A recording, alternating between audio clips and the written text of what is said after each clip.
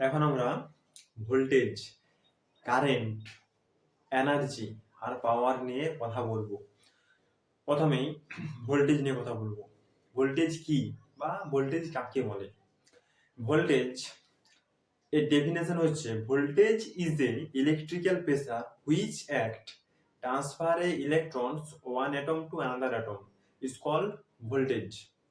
এর মানে হচ্ছে ভোল্টেজ হলো এক ধরনের ইলেকট্রিক্যাল প্রেসার যেটি কি করে কন্ডাক্টরের মধ্যে থাকা ইলেকট্রনস গুলোকে ধাক্কা দেয় এবং ইলেকট্রনস গুলো ধাক্কা পেয়ে একটা অ্যাটম থেকে অন্য অ্যাটমে যায়। ঠিক আছে, এটাই হলো এই ভোল্টেজের কাজ। ঠিক আছে, ইলেকট্রনস গুলোকে ধাক্কা দেওয়াই হলো এই ভোল্টেজের কাজ। উদাহরণস্বরূপ ধরো একটা সার্কিট, ঠিক আছে, একটা সার্কিট, একটা বাল্ব আছে। ঠিক আছে, ওই বাল্বটা একটা ব্যাটারির পজিটিভ এবং নেগেটিভ টার্মিনালের সাথে যুক্ত আছে। তো ওই বাল্বটা কখন গ্লো করবে? যখন ওই তারের মধ্য দিয়ে কারেন্ট ফ্লো হবে। কারেন্ট কখন ফ্লো হবে? যখন ওই তারের মধ্য দিয়ে ইলেকট্রনস ফ্লো হবে।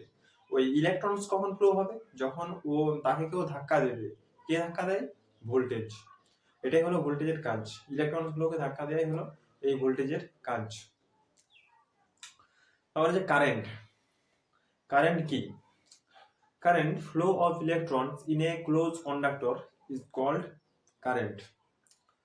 মানে একটা কন্ডাক্টর, সেখানে অনেক ফ্রি ইলেকট্রন থাকে। সবকিছুতে কি কারেন্ট ফ্লো হয়? হয় না। শুধুমাত্র যেগুলো কন্ডাক্টর, ঠিক আছে, যেগুলোর মধ্যে ফ্রি ইলেকট্রন থাকে সেগুলোর মধ্যে কারেন্ট ফ্লো হয়। তুমি যদি ইনসুলেটর এর মধ্যে কারেন্ট ফ্লো করাতে চাও, হবে কি? হবে না, কারণ ওখানে তোমার ফ্রি ইলেকট্রন থাকে না। যদি একটা প্লাস্টিকের মধ্য দিয়ে তুমি কারেন্ট ফ্লো করতে চাও, কারেন্ট পাঠাতে চাও, যাবে যাবে না, ওখানে ফ্রি ইলেকট্রন কম থাকে, একটা দুটো থাকে। ঠিক আছে, ওগুলোর মধ্যে দিয়ে কারেন্ট ফ্লো হয় না। তাই যেগুলো কন্ডাক্টর সেগুলোর মধ্যেই আমাদের কারেন্ট ফ্লো হয়। তাই এটাকে বলা হচ্ছে আমাদের current. Flow of electrons in a close conductor is called current.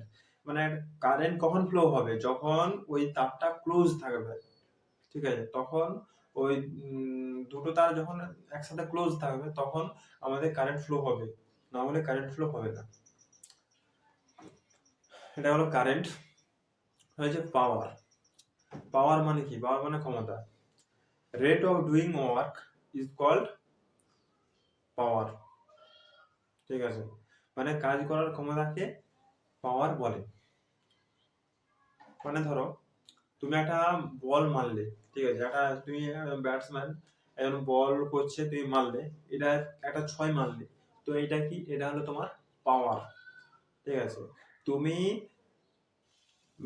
বলটা একবারে তুমি মেরে দিলে 6, এটা হচ্ছে তোমার পাওয়ার। ঠিক আছে, আর এনার্জি কি? এনার্জি হচ্ছে তুমি ওই ক্রিকেট একই খেলছো, একই জিনিস, একই খেলা খেলছো, ক্রিকেটে কতক্ষণ ধরে তুমি ওই 6টা মারতে পারছো। হ্যাঁ, কতক্ষণ ধরে তুমি ওই 6টা মারতে পারছো, সেটা হচ্ছে তোমার এনার্জি। এটা ইলেকট্রিক্যালে বলতে গেলে কি হবে? তোমার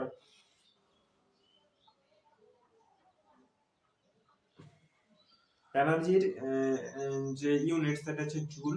আর ইলেকট্রিক্যালি এটা বলতে গেলে তোমার এনার্জি এনার্জি হচ্ছে কতক্ষণ তোমার, মানে প্রতি ঘন্টায় ঘন্টায় কতক্ষণ একটা বাল্ব জ্বলছে।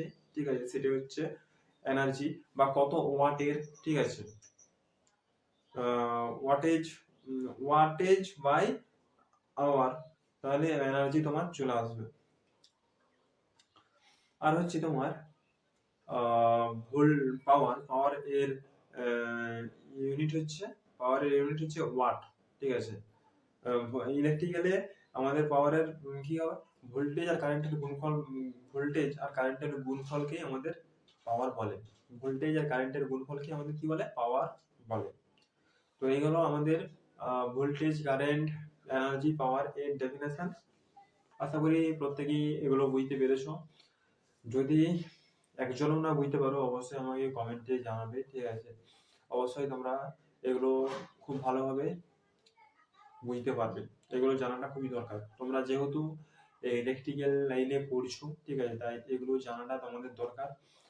ভোল্টেজ কি, কারেন্ট কি, এনার্জি কি, পাওয়ার কি, এগুলো জানাটা খুবই দরকার।